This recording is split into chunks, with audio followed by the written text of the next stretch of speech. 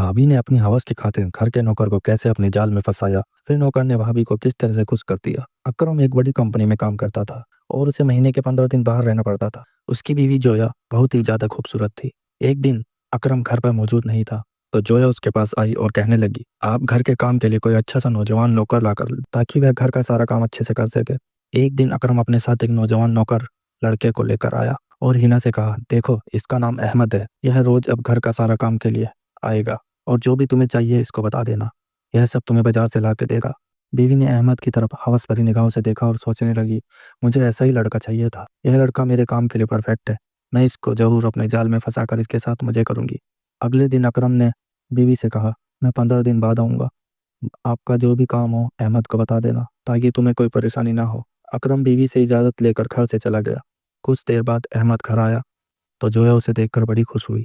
उसने अहमद को घर का सारा काम बता दिया। जब अहमद घर का काम कर रहा था तो जोया उसकी तरफ हवस भरी निगाहों से देख रही थी। वह जानबूझकर अहमद के पास आती और उसके साथ हंसी मजाक करने लगती। एक दिन अहमद किचन में सफाई कर रहा था तो उसने देखा कि मैडम उसको गंदी निगाहों से देख रही है।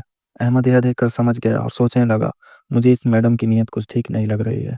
खैर अहमद इसे इग्नोर करके अपने काम में लग जाता है। जब अहमद को काम से फ्री होकर बैठना था तो औरत उसके करीब आती है और बैठ जाती है और अहमद से हंसी मजाक करके अपने जाल में फंसाने की कोशिश करती है। जब वह अहमद के करीब आती है तो अहमद उससे दूर बैठ जाता है। यह देखकर वह औरत अहमद से कहती है, तुम मुझसे दूर ना जाओ, मेरे करीब आकर बैठो, ऐसा कुछ भी नहीं होता और इतना मुझसे शर्माने की कोई जरूरत नहीं है।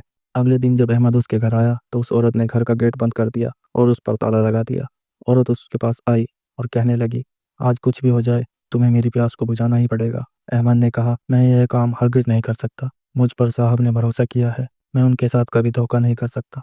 जोया ने कहा, तुम उसकी टेंशन क्यों ले रहे हो, मैं कह रही हूँ ना, वो तुम करो, मैं तुम्हें नौकरी से निकाल दूंगी वरना। अहमद कहने लगा, मैडम देखो मेरी बात सुनो, मैं एक मुसलमान हूँ और कभी अपने ईमान से सौदा नहीं कर सकता। आज मैं आपके साथ यह काम करूंगा तो कल मेरी बीवी मेरे पीछे यह काम करेगी, इसलिए मैं आपको खुश नहीं कर सकता। जोया ने उसे जानबूझकर टच करना शुरू कर दिया तो अहमद दरवाजे की तरफ भागा। उसने देखा कि दरवाजे पर तो ताला है। वह औरत फौरन उसके पास आई और बोली, आज तुम कहीं नहीं जा सकते, देखो चाबी मेरे पास है, आज तुम्हें मुझे खुश करना ही होगा। वह औरत उसका हाथ पकड़कर घर ले आई और उसको एक जगह बिठा दिया और जोया ने अपने शौहर को आवाज लगाई और कहा, बाहर आ जाओ, यह लड़का वाकई ईमानदार है। जब अहमद ने अकरम को देखा तो हैरान रह गया कि आखिर यह हो क्या रहा है। बीवी ने कहा, मैंने जो भी आज तक तुम्हारे साथ किया है वह तुम्हारा इम्तिहान चल रहा था, क्योंकि मुझे घर पर एक ईमानदार लड़का चाहिए था जो मुझ पर गलत नजर न डाले, इसलिए मैंने अकरम से इजाज़त ले ली थी और तुम्हारे साथ यह खेल खेला था। वाकई तुम ईमान वाले हो और आज तुमने अपनी ईमानदारी दिखा दी।